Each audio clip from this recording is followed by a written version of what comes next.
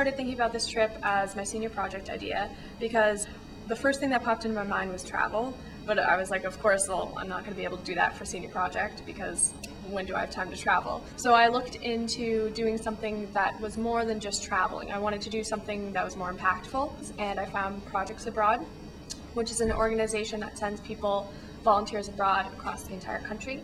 And so I decided to sign up for that, and one of the trips was actually in Nepal.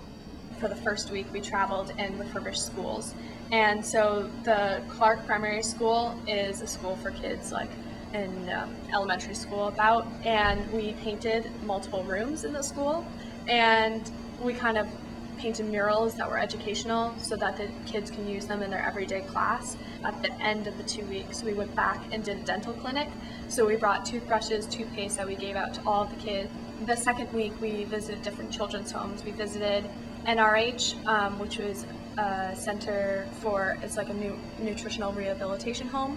And so they had people, mothers and their children who are malnourished. Nepalis only eat twice a day, usually, and they eat what's called dal bhat. And dal bhat essentially means in English, its English translation is like rice and lentils. I think most of the people I helped were children, and I think they kind of rely on volunteers almost. So yeah, I think they were very happy that we were there.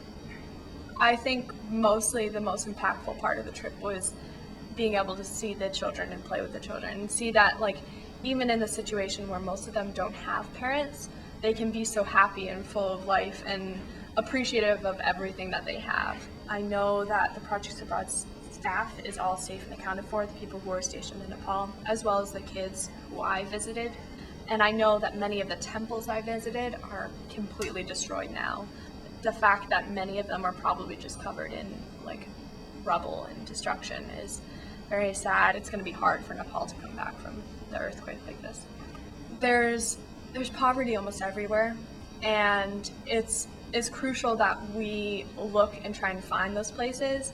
And once you do, know that the personal interactions you have with people can almost make more of a difference than just sending money, and that I think everybody should